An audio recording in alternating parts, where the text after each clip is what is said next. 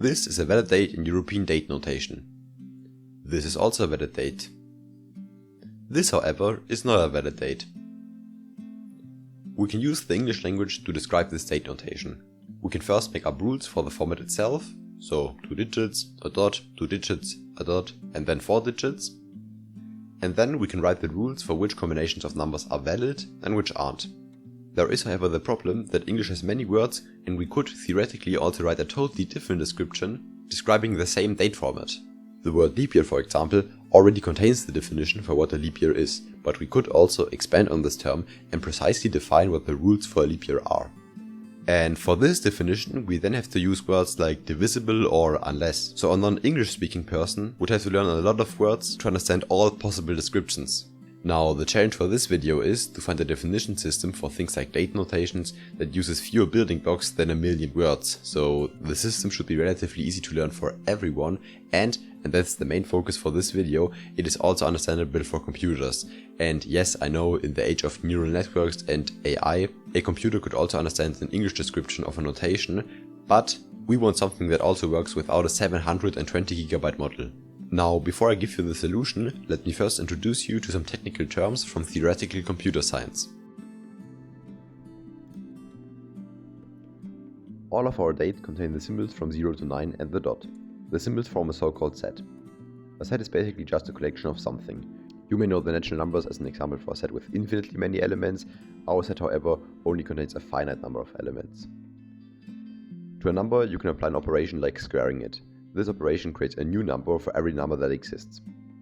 Just like that, the clean star can be applied to a set and it creates a new set. This new set contains all possible finite strings that can be built using the elements from the set that the clean star was applied to. Finite means that the strings can have any length, but they have to end somewhere. So an infinite string of 1s, for example, would not be a part of this new set. What you can see here on the screen is just a selection of all the elements in this set, as there are infinitely many elements in the so-called clean space, so the set that is being created when you apply the clean star to a set. While there are, at least for our purposes, a lot of meaningless combinations in the set, this mess also contains all valid combinations. Formally expressed, our set of all valid dates, called a language, is a subset of the clean space, so all possible combinations of strings that can be formed with the digits and the dot. Every element of that language, or in general of a language, is called a word. Note that the term language is not inherently meant for communication, but rather for defining the format in which certain information is meant to be saved. An example for another language about the same topic, namely dates, would be the US date format language. We can formalize that what we just said a bit more. L is just a typical name given to a formal language, just like X is a typical name given to an unknown constant, or F is a typical name for a function. The set of all symbols used, so the alphabet, is usually denoted with sigma, and sigma star is thus the set of all possible finite strings that can be built from our alphabet, from which, as we have already learned, our language is a subset of. For other languages, sigma can be a different set, like for the US date language or this language of all valid email expressions. Okay, but now let's finally talk about how to actually efficiently define which strings are part of a language and which are just random combinations from symbols of an alphabet. This is a so-called DFA. It takes in a sequence of symbols as an input and gives something as an output. A DFA consists of states, which in this case are A, B, C and D. One state it always starts in, which in this case is the state A, as denoted by a little arrow pointing towards A but not pointing away from any state, and transitions between these states. These are depicted with arrows between the states and the corresponding symbol triggering the transition. Let's look at this DFA in action using the sequence of symbols you can see at the bottom. First, we start with a diamond. As our current state is the starting state A, we now look which arrow pointing away from A has got the diamond on it. Since it's the arrow pointing towards A again, we stay in state A. Next is the square. Which arrow pointing away from our current state has got the square on it? It's the arrow pointing towards state B, so we transition to state B. The triangle is attached to the arrow pointing towards state C. And last but not least, the square makes us transition to state D. As our starting state is always fixed, we can say that this combination of symbols, by the principle I have just explained, makes this DFA always end up in state D for this combination of symbols. Now there's one thing I haven't spoken about yet, and that's these two extra circles around state C and D. This means that those states are so-called ending states. In reality, we don't care about in which concrete state the DFA does end, we only care about whether it's an ending state or not. And what does ending state mean? Well, that's exactly the answer to our question of how we can differentiate valid combinations from unvalid ones, or respectively, how a machine can differentiate valid combinations from unvalid ones. If the sequence of symbols makes the DFA end in an ending state, the corresponding word is a part of the language, while otherwise it's not. In case it's not that clear yet, I'm going to provide a few more examples in a bit, but first let me show you the formal definition of a DFA, which often pops up if you deal with this topic at university or anywhere else. This may look scary if handed down to you out of the blue, but it simply precisely defines of what a DFA consists of and gives fancy names to those parts like sigma or delta. A DFA consists of 5 elements: Q, sigma, delta, S, F, where Q is the set of all states that the DFA has, sigma is the set of all symbols that can be thrown into the DFA, the so-called input alphabet. Delta is a function, meaning that it takes in something as input and gives something as output. In the case of a DFA, the input is the current state and the current input symbol, and as an output it gives the state we have to transition to when receiving that input symbol in that state. And last but not least, we've got the state we have to start in, and the set of all ending states. Now I've used the term DFA the whole time, but I didn't actually told you what it stands for. DFA stands for Deterministic Finite Automaton. Deterministic means that the function delta assigns exactly one subsequent state to each combination of current state and input symbol. Things like this can therefore not occur in a DFA. Finite just means that the set of all states is finite. This may not seem like a big deal right now, but it's going to get really important later on, so let's just save it right here. And from now on, I won't ask any vague questions like what could the formal definition for a formal language look like anymore, but rather questions with definite answers. So I highly encourage you to first think about a solution for a problem yourself. I think it's not a big secret that thinking about a problem for yourself first is still the best way to understand the solution. We want to construct an automaton that accepts all words over the alphabet of all lowercase letters that start with AB. Now, since we have to start with an A, let's just define a transition for that. As our next symbol we have to enter is a B, let's also specify a transition for that. This is already a valid word, so state C has to be an ending state.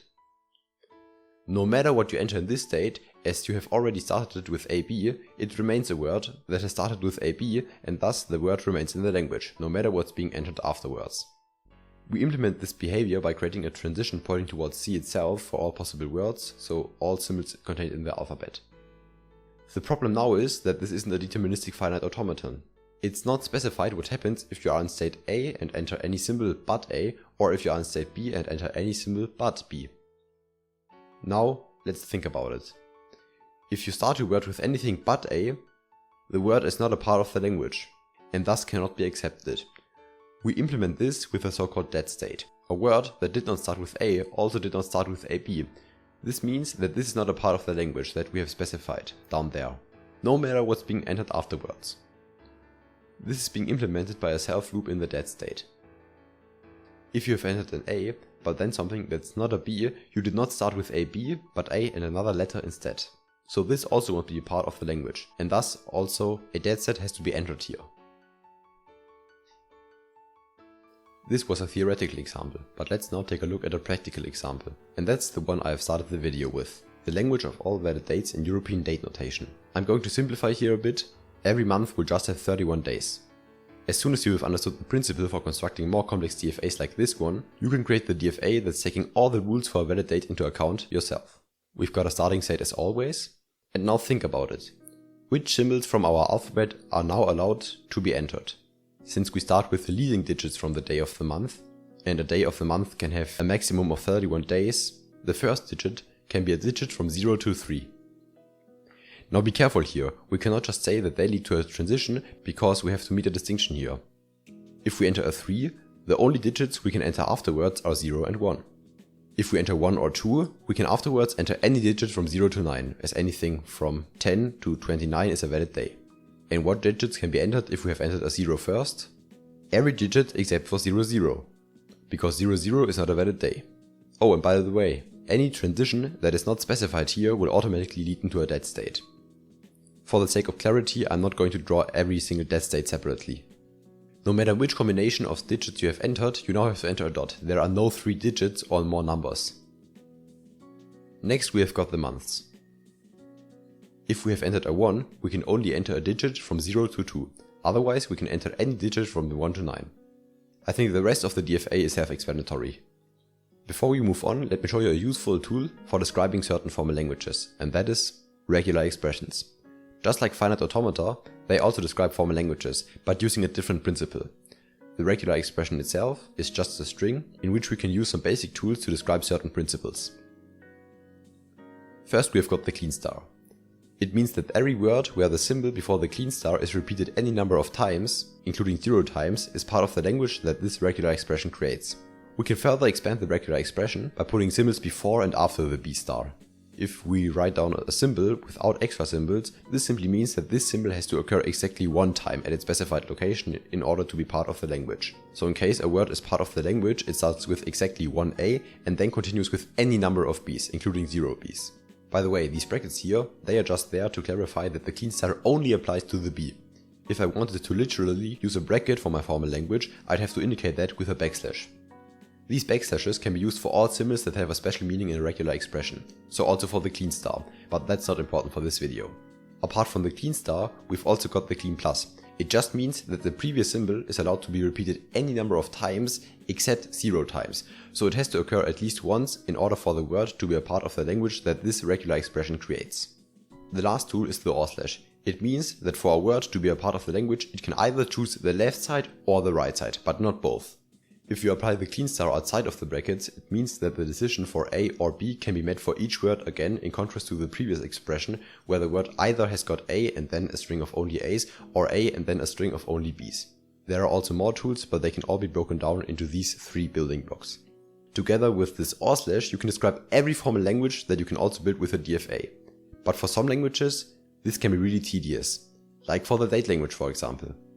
If you really wanted to consider all of the rules, you'd have to write down a lot of distinctions. Luckily, however, for all the languages we are going to consider today, the regular expression delivers a nice way to express the respective formal language.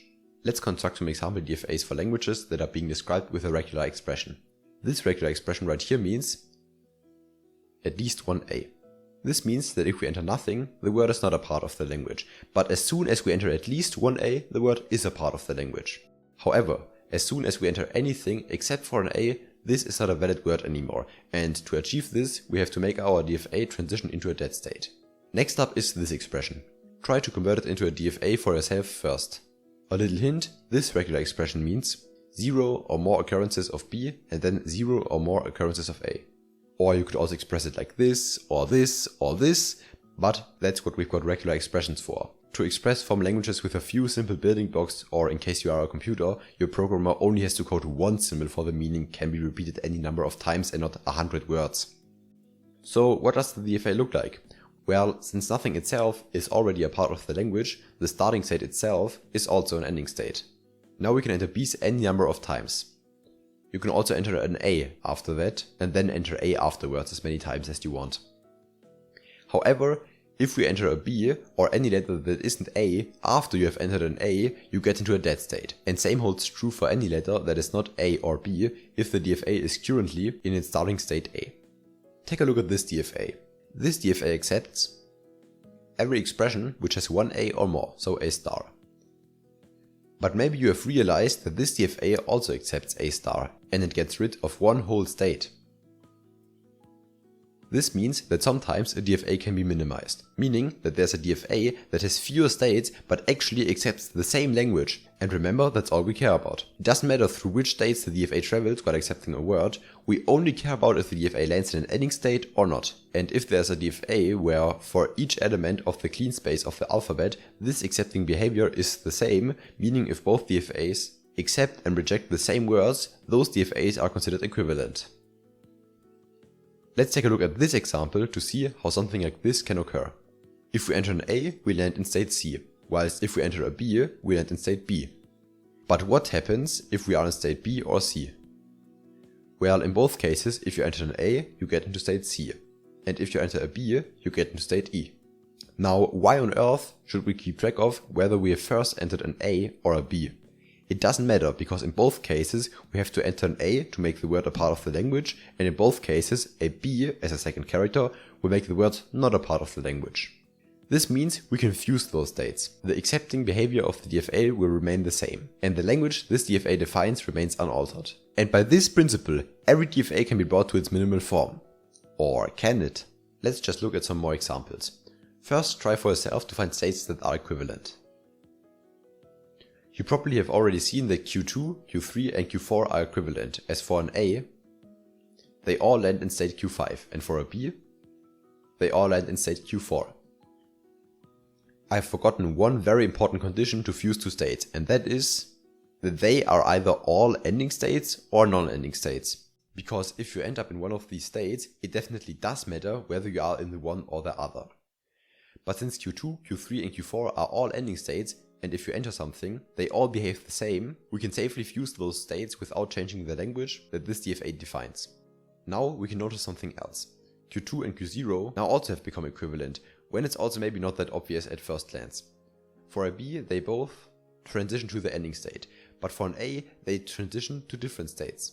However, if you were to view these states that are both non-accepting as a pair, it would actually work, because in both cases, if you enter an A, you stay inside of this pair, and if you enter a B, you leave it and the word is valid. So we can also fuse those pairs, and just like this, we have obtained a minimal DFA with only two states.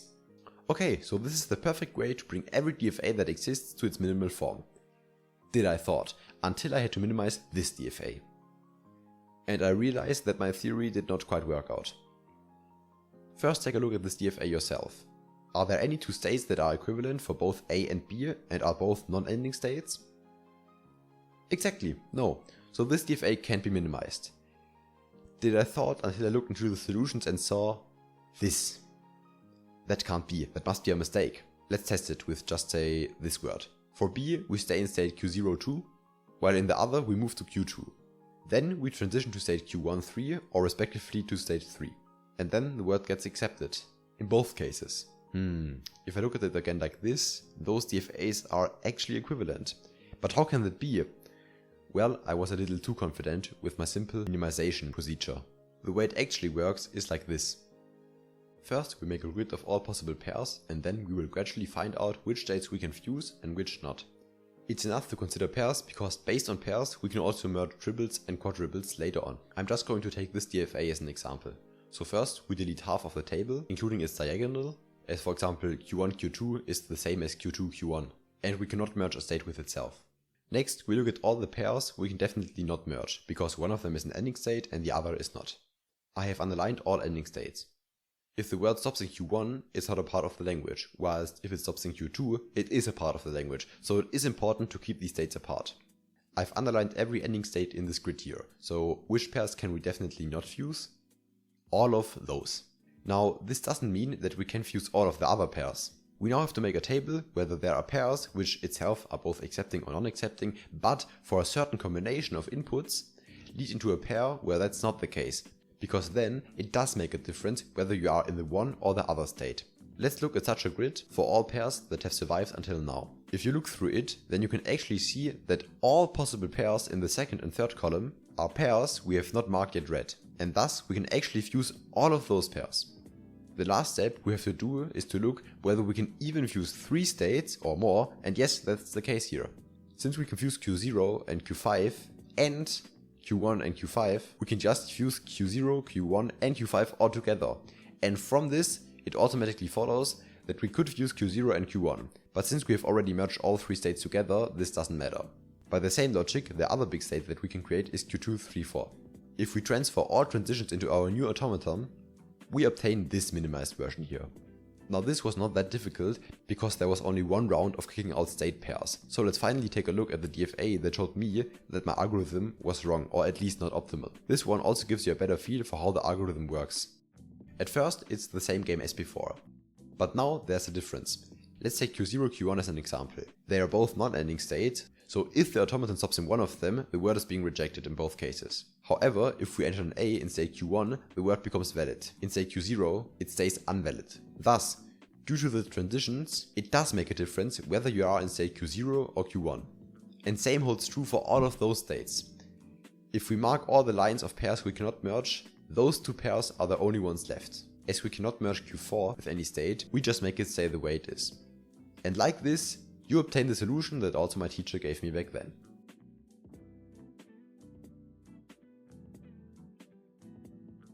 Of formal grammar can, just like a regular expression and a DFA, be used to describe a formal language. It works like this. There are symbols which you have to replace, so-called non-terminals or variables, and symbols which are part of the alphabet of this language, so-called non-terminals. You always start with the same symbol, triangle in our case, and from there on you replace any upcoming non-terminals until you have only terminals left. Every word that can be produced that way is part of the language that this grammar creates. And by the way, this language has nothing to do with the first language I have shown you. Okay, maybe it's better if we just have a look at an example. We've now got our triangle and we've got two options with what to replace it, as indicated by this dash. The first option is to replace it with a triangle. The second one is to replace it with a square. I'm now going to choose the options I feel like taking, and since I currently feel like replacing the triangle with the first option, I'm going to do exactly that. Now, unsurprisingly, through making this replacement, the triangle pops up again. So now we have to replace it again. Let's choose the first option once more. Now I want to replace our triangle with the second option. As a result, we now have to replace the square. Let's replace it with b square, and now with b diamond. Okay. To not make it too complicated, I'm now going to replace this diamond immediately with an A. And just like this, we've obtained a non-terminal free string. Now again, I have just made arbitrary decisions, but in general, if you consider all possible decisions that lead to a string with only terminal symbols, you obtain the formal language that this grammar creates. Try to think about the regular expression that describes the same language as this grammar does. Maybe it helps if you create some example words with this grammar. This makes it easier to recognize the patterns. So you have probably figured out that this grammar always creates at least one A, followed by at least one B, and then at least one A again. You can also replace each symbol with itself and thus loop every symbol as often as you want to. The correct regular expression for this is A plus, B plus, A plus. In case you didn't remember the clean plus, this expression is also correct, it's just not minimal. We can formalize the grammar just like we can formalize the DFA, just in case you ever encounter something like this. And of course, as always, in reality non-terminal symbols are not denoted with colorful shapes but letters, mostly capital letters.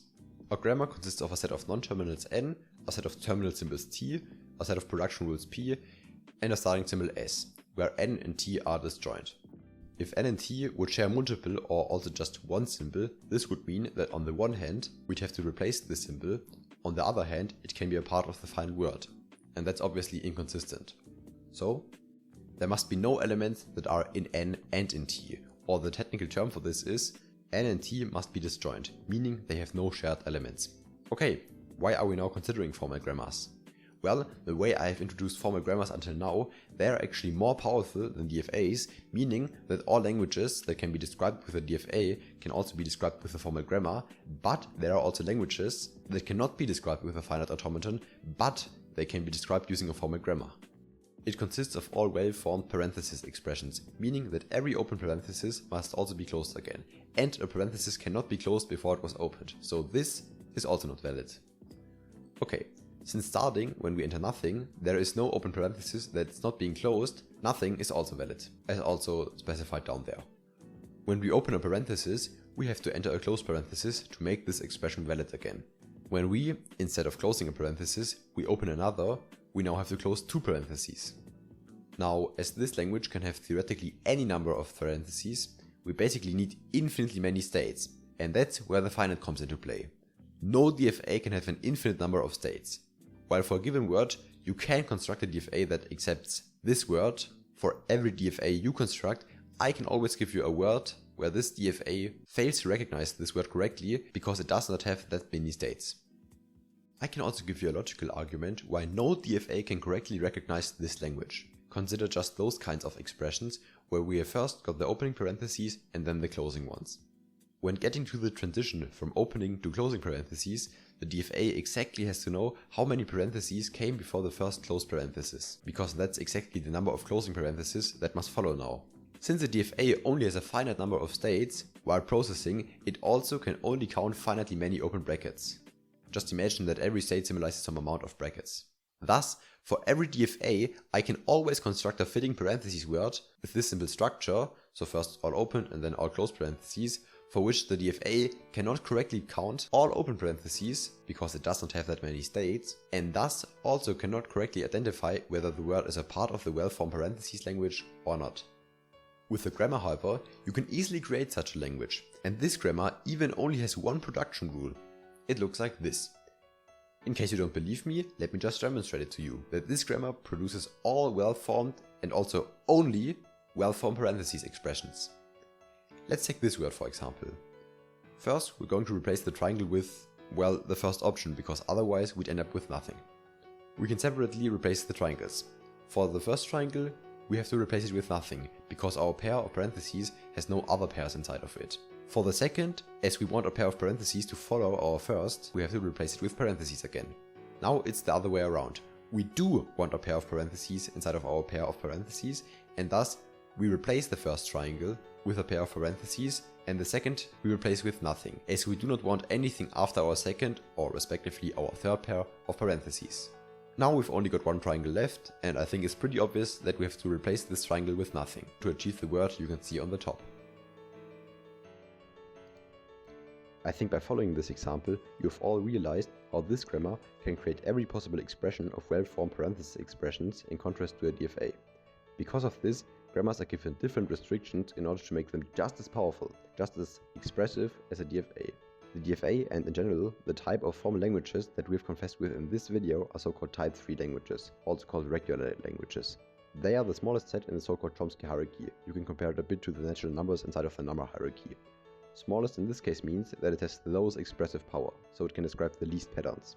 To be precise, you can really only use the 3 building blocks from a regular expression. Union, either this or this.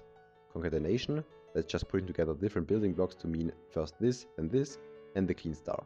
While you can describe a lot of concepts with just these 3 building blocks, as you have seen from a DFA, which again can describe everything that a regular expression also can express, not more not less, type 3 languages still have their limits when it comes to counting something that can become arbitrarily large, like opened and closed parentheses. And now comes the fascinating part. By a simple rule, we can restrict our formal grammar to only become as powerful, only as expressive as regular expressions or respectively a deterministic finite automaton. And that is by only allowing one non-terminal per replacement. This non-terminal either always has to be on the right or always on the left. It cannot be between two non-terminal symbols, as you can see with this grammar. While it does not create all possible well-formed parenthesis expressions, there can be no parenthesis pairs next to each other, the DFA would still have to count an arbitrarily large number of brackets to accept this language, and thus it's not a type 3 language. Depending on whether the non-terminal is located on the left or on the right side, you either call the grammar left regular or right regular. Here you can see some examples that grammars that only have one non-terminal symbol per production rule, or to be precise, per decision, because you can have multiple non-terminals in a line, as many as you have got replacement decisions, just not more than one in a concrete replacement, are always regular. These grammars are then called regular grammars, and of course the logical argument, while this holds true for all left linear and right linear grammars, is a bit more complicated. But if you wanted to try it out for yourself, the easiest way to do it is by proving that every left linear and right linear grammar can be converted into a DFA and vice versa. By the way, only because a grammar is not right linear or left linear does not automatically mean it's not regular. Just the reversal, that if a grammar sticks to these rules, the created language is definitely regular, holds true. And even if a grammar just partially breaks those rules, it could already be that it's non-regular. Let's say, for example, that for one rule of a grammar, the non-terminal is on the right, while for the other rule, inside of the same grammar, it's on the left. As you can see with this example, we've got the same language as before, a simplified version of the parenthesis language, which is also not regular, just like the complete parenthesis language. With these restrictions for formal grammars, Chomsky also describes the other type of formal languages, but that's a topic for another video. Just know that the languages that can be defined through deterministic finite automata can also be defined by regular grammars, so these two definitions for regular languages are equivalent. What I just showed you was only the tip of formal language theory. In fact, I even had to cut out some topics because I realized how much you can talk about just the topics I've introduced in this video, and I think that creating an explanatory video that's longer than 30 minutes is just way too much to grasp at once. But that's what I just love about theoretical knowledge. Knowledge purely derived from reason. You start out with some simple definitions and concepts basically everyone can understand, and from this so many questions pop up. And it's not just theoretical computer science, of course. There are a lot of theoretical sciences and topics that are just as interesting as theoretical computer science. The reason I chose this topic is simply that I've got the impression that it's simply not a well-known topic and I wanted to change that. Anyways, thank you for sticking till the end, even though I had to re-record or add some parts on my headphone microphone like the current one. And as I'm sometimes still struggling with the pronunciation of certain words, I also had to do some jump cuts. I hope that you have nonetheless learned something new in this video.